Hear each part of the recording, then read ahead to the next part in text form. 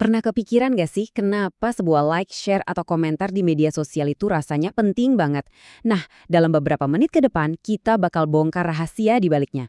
Kita akan lihat kekuatan apa aja yang ngebentuk hidup kita di dunia maya, mulai dari keinginan kita buat diakui, sampai cara platform-platform itu dirancang biar kita nggak bisa berhenti scrolling. Oke, kita langsung aja ya. Di zaman sekarang ini jadi viral itu kayaknya udah jadi impian semua orang. Tapi, pernah nggak kita berhenti sejenak buat mikir, kenapa sih kita ngejar-ngejar banget ketenaran online ini? Apa sih yang sebenarnya kita cari di balik jutaan views dan ribuan followers itu? Buat ngejawab itu, kita perlu mundur sedikit dan lihat ke dasarnya, psikologi manusia. Nah, di bagian pertama ini, kita bakal coba selami lebih dalam. Kebutuhan psikologis apa sih yang bikin kita semua kayaknya haus banget pengakuan di dunia maya? Ada seorang psikolog terkenal namanya Abraham Maslow. Dia punya teori yang keren banget tentang hierarki kebutuhan manusia. Coba deh perhatiin, fenomena viral ini langsung nyerang dua tingkat paling atas, kebutuhan akan penghargaan dan aktualisasi diri.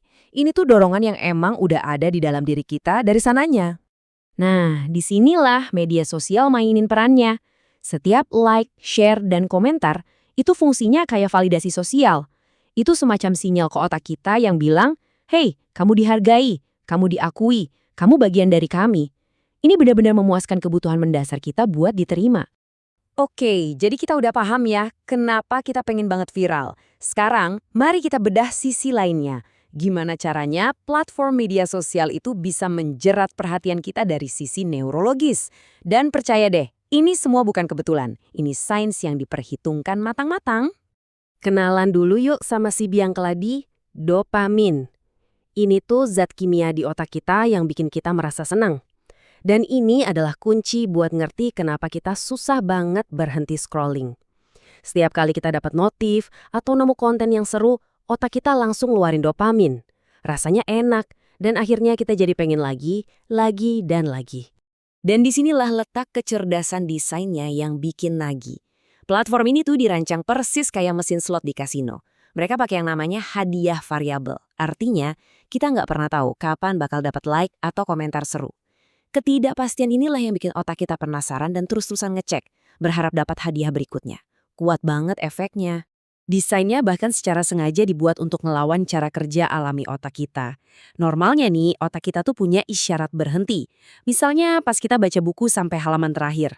Nah, fitur kayak infinite scroll itu sengaja dibuat buat ngilangin isyarat itu, jadi kita bisa terus scroll ke bawah tanpa sadar udah berapa lama waktu yang kebuang. Sekarang kita sampai ke pertanyaan besarnya. Buat apa sih semua desain yang bikin nagih ini dibuat? Jawabannya tentu saja adalah model bisnis. Selamat datang di era ekonomi perhatian.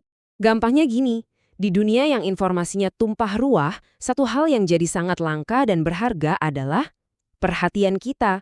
Seorang pemenang Nobel Ekonomi, Herbert Simon, pernah bilang, melimpahnya informasi justru menciptakan kelangkaan perhatian. Dan itulah yang terjadi sekarang. Metafora ini pas banget.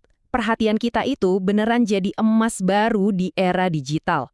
Ada industri-industri raksasa bernilai triliunan dolar yang bisnis utamanya adalah merebut dan mempertahankan fokus kita selama mungkin. Cara kerjanya sebenarnya simple. Semakin lama kamu nangkring di sebuah platform, semakin banyak uang yang mereka dapat dari iklan. Jadi, setiap detik perhatian yang kita kasih, itu adalah pemasukan buat mereka. Sadarilah, ini adalah sebuah transaksi yang terjadi setiap kali kita buka aplikasi itu. Tentu aja, sistem yang sengaja dirancang buat bikin kita ketagihan, ini punya dampak nyata ke perilaku kita. Dan disinilah muncul sebuah kesenjangan etika yang cukup besar antara apa yang kita tahu itu benar dan apa yang sebenarnya kita lakuin pas lagi online. Data dari survei ini nunjukin sesuatu yang menarik banget. Kalau kita lihat, mayoritas Gen Z ngaku udah paham pentingnya ngecek info sebelum nge-share atau menghindarin bahasa yang kasar. Tapi, coba deh lihat baris yang paling bawah. Memberi kredit ke pemilik konten, sesuatu yang sebenarnya etika dasar, justru paling sering diabaikan.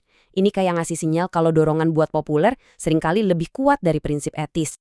Jadi intinya jelas banget, ada jurang yang dalam antara tahu dan melakukan.